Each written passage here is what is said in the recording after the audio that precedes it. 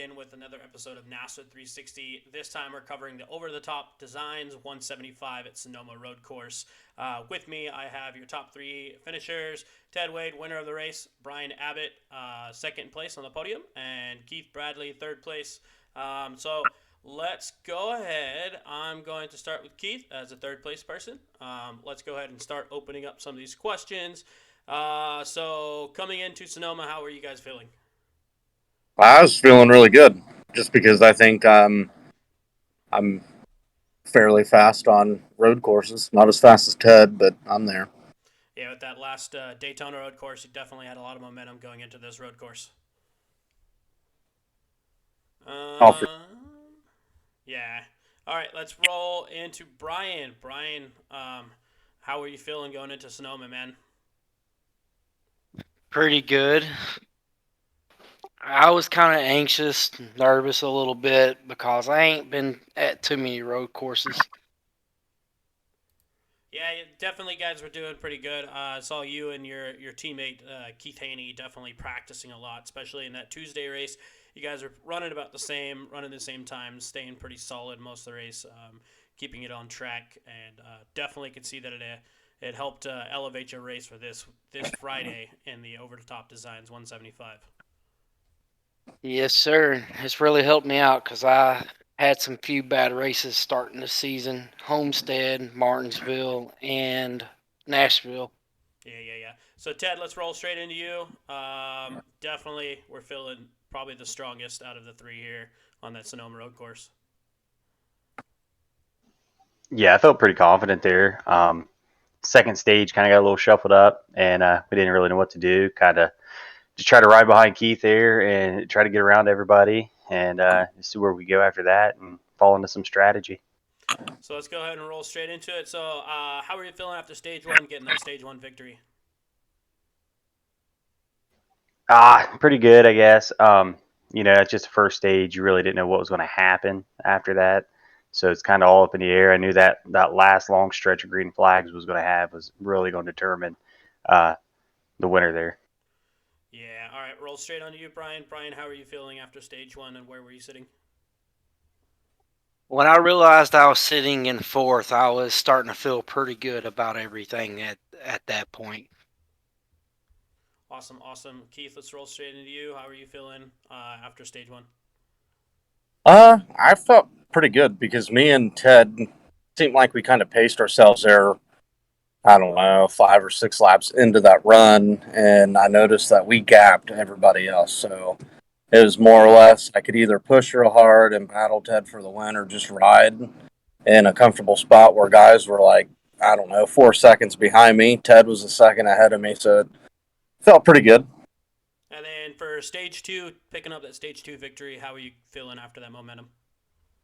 Well, it felt pretty good. I mean, stage two was kind of crazier because you had guys on mixed uh, strategies.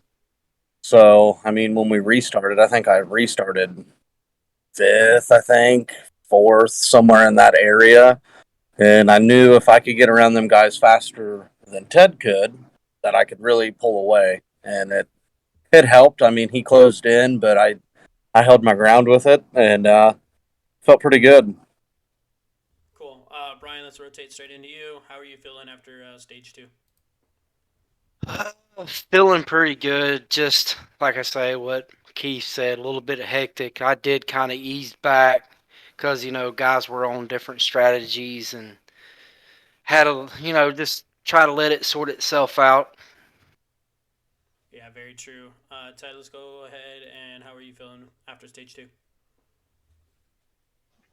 I wasn't feeling too bad there. Like I said there in the first one, it kind of had some guys stay out, and I just tried to follow Keith. Once he started going through there, I was surprised how rough they were going into one. I think it was Dittmer ended up getting into Lothian and spinning him around there, and I was like, oh man, it's gonna be chaos. Yeah, very true. So, tell me how you feeling with after this current week. You're sitting number one in points right now. We're feeling pretty good. I knew me and Keith was gonna be strong there at Sonoma. I figured one of us would come out with a win. Talladega is the next one. It's going to be a gambling match. Yeah, true. let's go ahead and rotate straight into you. How you feeling? You went up 6 spots. You're sitting 12th currently in points. Actually, just in front of me, so I'm right on your heels there, man. Feeling pretty good. I think Sonoma was my the good comeback run, and I just hope I can keep the momentum going. Very true. Your teammate is actually in total points besides the win. He's actually sitting second right now. Yeah, Keith Haney. Yep. Yeah, he got caught up in some few accidents at Sonoma, but he's hoping for a good comeback later on, like next week and so on. Awesome. Keith, let's see how you feeling. You advanced 5 spots. You were just at the very edge of the cusp for the top 16. Now you're currently sitting in 11th after gaining five positions. I mean, I started behind the 8 ball anyway, from missing Daytona to dropping connection at Homestead. So we kind of really had to claw our ways back at Nashville. Up and down day, got door banged when I probably shouldn't have, but it is what it is. So I knew coming into Sonoma, me and Ted ran a lot together for leading up to the Sonoma race. So we ran, I'd say, probably 70 laps of practice before Friday, and man, I just knew that I had to be a lot more aggressive than I have been in the past. Put it that way. Very true. So what is your strategy going into Tega? Do you plan on going for it or just wait until that big one happens? I guess we'll wait and see till Friday. I can't give out all my secrets. I mean, everybody in NASRA knows our tricks. They know what we do. They can go back and watch all the other races. They can hate us for it, or they can love us for it. I think it works, and we'll see what happens Friday. So I would say, from my experience after being in this league with you guys for a long time, you up front boys, you like to go for it the first stage, get some points, and then hang back in the stage 2, and then play it safe until the big one occurs, and then you guys try to take the win in the last 10 laps. Well, kind of got the first part wrong. We like to fly under the radar at super speedways. We don't like to push the envelope too much in the first and second stage, just because a lot of things can happen. And in 10 laps, you could be out of the race. So we try to fly under the radar and then make a push when we feel like everything's settled down, and we kind of, I don't know, we bring the intensity level back up because we make hard pushes when everybody least expect it. For sure. Okay, Brian, let's rotate straight into you. So what is your strategy going into Dega? Do you have any plans for going for it, or are you just going to hang back with and wait until that big one occurs? I hang in the back. I'm gonna hang in the back with Ted and Keith and them. Since we're somewhat teammates and we're hearing this together. So I kind of like hanging in the back on the super speedways. Yeah, it's usually my strategy too. I'm always in the back. All right, so Ted, roll straight into you. I know you guys aren't giving away some trade secrets, but how you feeling going into Dega, and what's your guys' strategy? We're feeling pretty good, like Keith said, pretty much. We do the same thing. You go back and watch videos. But, it's a 50-50 shot at Talladega. You don't know what's going to happen. We could ride around at the back and somebody brake check and it stack us up and get us tore up. That actually happened at Daytona. Me, Chris, and Morales was hanging around in the back and ended up getting tangled up in some stuff, and we still managed to come up there and take the top 2 out of 3, I think. All right, very true. So let's go ahead, cycle straight to you, Keith. Let's go ahead and close this thing out. Go ahead and give a huge shout out to the people that makes it happen for you, man. Oh, I just want to thank Dan's top-notch cheating cooling. He jumped on board with myself, Ted, and Chris Cinnamon to sponsor, I think, all of the season, if not partial. But either way, he contributed quite a bit for us to compete this season. And then same with John Hedrick over the Top Designs. He really keeps this whole team intact. Everybody at NASRA, Brady, Michael, everybody that puts everything together. And I think a lot of people that don't get the credit is the people that tune in Friday nights. We've had quite a bit of views each race, and And I greatly appreciate them coming out and watching and supporting everything that we do, along with everybody within NASRA. Whether it's all the squirrels that run around in the back or everybody that runs up front, everybody plays a key part in every bit of this. Very true, very true. All right, Brian, let's cycle straight to you, man. Go ahead and get a huge shout out to everybody that makes this happen for you, and thank those people out there for you.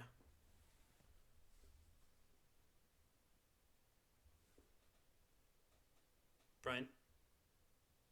Oh, sorry, I want to thank John at Over the Top, John Hendricks at Over the Top Designs for putting up, up front Team Ford, especially my brother Keith Haney, my dad James Haney that's hanging in there, and I want to thank as the guys over at NASRA, Keith Bradley and y'all putting together a great league so far. It's about the best league I've been in, and especially Racecraft putting on a good broadcasting show. Very true. All right, Ted, winner of Sonoma. Let's go ahead and finish it out with a bang. Go ahead and thank those people. Yeah, I'd just like to give Over the Top Designs a shout out. John Hedrick, Bruzy Racewear, Dan's Top Notch Heating and Cooling, jumping on board like he said this year and hooking us up. Everybody over at NASRA, Racecraft TV, NASRA 360, all the guys that's reached out and sponsored some of the series this year. I can't remember all of them off the top of my head, but thank everybody for joining us. Yeah, you also took some money away from me this week. Pulse Poppers Pole Award. Okay, I wonder where that came from. All right, guys. So with that, this has been the NASRA 360 for the Sonoma Road Course. Over the Top's Design 175. Stay tuned for next week as we get the coverage and maybe a little bit more team stuff coming up right after this. Stay tuned for Dega. Peace out, guys. And all right, what's up, everyone? This is the team portion of NASRA 360. With me, I have half of Redline Racing, missing two members, James Morris and Derek Kilgore. But with me, I have Huck Wigington and Zach Hartwick. We're going to get into this, rolling in with some questions. So let's go ahead and start with Huck since you're in the center. How did you feel about Sonoma? It was great till my VR headset locked up. Just same old luck for me. Yeah, locked up going into turn 11. I already talked to Ted. Ted was coming up behind us. I'm just glad I didn't affect anybody else's race. So just like, I guess, dropping a cylinder, something I couldn't help. Yeah. All right, let's roll with you, Zach. How'd you feel about coming in Sonoma? Oh, we lost him. I'll get him back in here in a second. Go ahead, Zach. I felt pretty good about Sonoma going in. I mean, I did a lot of practice. I think we all were hitting the practice pretty hard, and so I found something there in the session practice, and just started getting my groove on, and just got in there, started going, and just lost myself there. Going into 11 with you, I missed my braking point and locked the tires up and just bam right in the tires. And then I got stuck and I couldn't get out of them. And I'm sitting there trying to shift back and forth, getting out of them, and just ended up towing and I just called it. Yeah, let me pull Huck back in here. Hold on, he's asking too.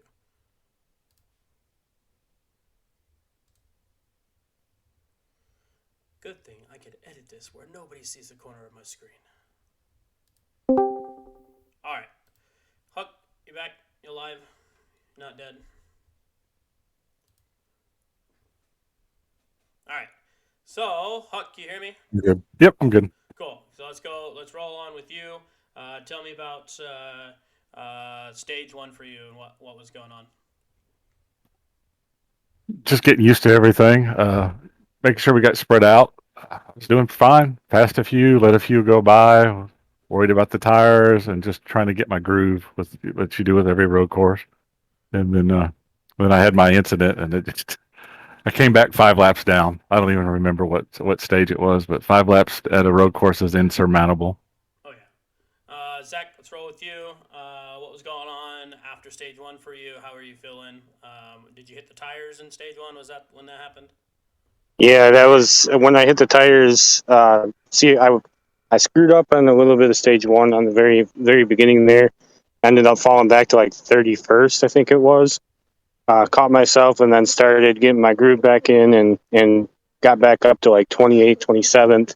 And then that's when came into turn 11, locked him up again, and had our incident. And I just, after that, I retired and quit because there was no point in just being a moving chicane. So it was, I'll take my loss and we'll head into Daytona with a new head, new focus, and try to get in there and get some good stuff there. It's Dega, baby. Dega. All right, so Huck, let's roll on to you. So what was going on in stage two? Was this when you were already several laps down? Yeah, this was just practice. I was just really all I wanted to do was just to see if I could get like a lap back here or there. So it was more of a little internal thing. And I think I got a couple laps back. I think I finished 29th or something like that. It was just the way it was. You're prepping yourself for Coda? Is that what you're doing? I've laid a few laps down at Coda, but was in the next gen car. So I'm sure that the differences are also going to be wide. Yeah, it's going to be drastic. I think the braking is 10 times difference in a next gen to a truck. Trucks are lighter, next gens are heavier. Obviously got more power because of the lighter rear end on the trucks as opposed to the next gen cars. I'd like to take an Indy car around it. I haven't done that yet. I might do that just to fiddle around with it. All right, Zach, let's roll on to you. Stage two, what was going on through your head, and what were you sitting at in terms of track position? Well, stage two, I was sitting on my couch, just chilling because I ended up just retiring. But you could have cheered me on. Hey, I turned the broadcast on and started watching you guys, and NASRA, just watching it on Racecraft and kind of chilling. So that was kind of the rest of my night.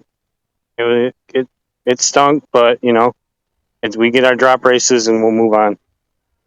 All right, so go ahead and we'll stick with you, Zach. Tell me how you are feeling after this whole race and where you think your mindset is going into Dega.